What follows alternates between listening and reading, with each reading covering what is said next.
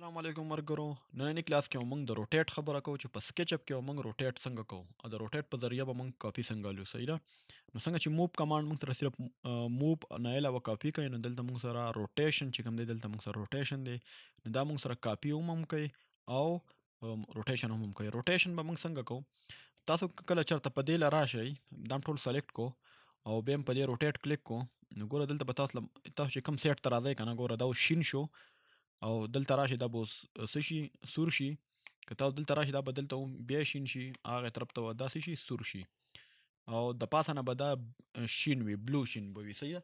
نو دا دې مطلب دا دی که تاسو دلته په دې کلیک وکړو نو دا ورته په دې خپل دی روټیټ کیږي، مطلب دې ته زیډ اکسس وایي. صحیح ده. دا په زیډ اکسس باندې روټیټ کیږي.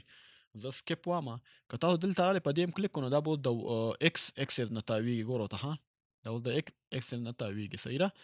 او که تاسو دلته راغلئ دې کې کلیک وکړو نو دا به تاسو سره څه کېږي، لږ معمولي غوندې یو بار راوځي یا داسې پرې خپل دی به بیا تاو کوي. وګوره. صحیح ده. نو دا دې طریقه کې موږ سره روټیشن کېږي. نو تاسو چې په کوم اکسس کوئ نو بوله بیا سلیکټ کړئ. زه اوس په دې زیډ اکسس باندې کوم. صحیح ده. زه په زیډ اکسس کوم، بیا مې دا لږ غوندې تاو کو. صحیح ده.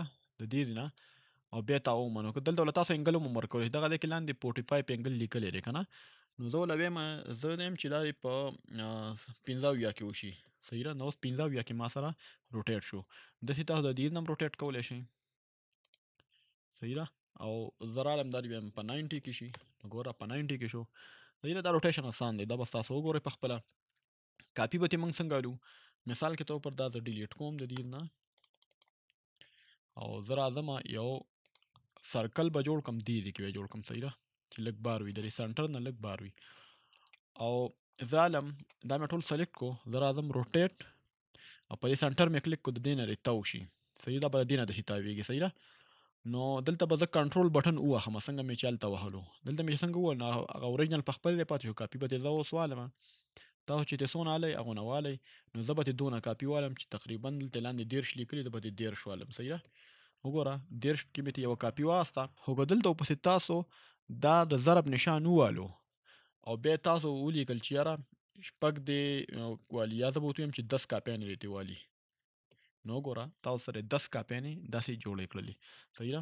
او که تاسو داسې یې وکړو نو دا به نور هم تاسو سره ښه پوره چې پوره کوئ، بیا څنګه به پوره کوئ نو تاسو ګوره تاسو به داسې چل وکړئ چې را به شئ روټیټ ته او وابلئ انګل.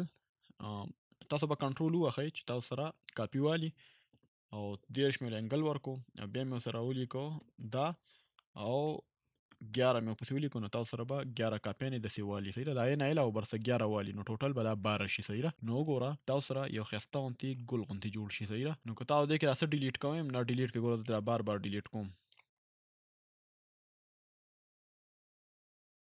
نو دا هماغه زوړ طریقه صرف روټیشن پکې راغلو. صحیح ده.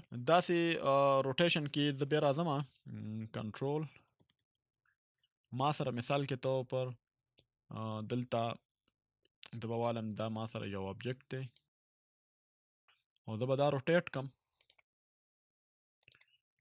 د دې سنټر نه مې روټیټ کو، داسې دې پورې مې راوستو، یا زه به وایم چې د 360 مې کو، یا 360 نه ښایي د 180 به والو. کنټرول به وهئ. صحیح ده. کنټرول 180 او بیا دلته دا نشان ووهئ، سوري دا نشان ووهئ او پکې ولیکئ چې یاره ما سره 15 کاپیانې والي، نو په هغه ځای کې ورته دننه 15 کاپیانې والي. صحیح ده. هماغه طریقه ده، صرف روټیټ پکې راغلو، نور څه پکې شته نه، په خپله پرې پریکټس وکړئ. صحیح ده. انشاءالله تاسو ته به زده وي. انشاءالله رب الکلاس پورې اجازت راکئ. د الله حافظ.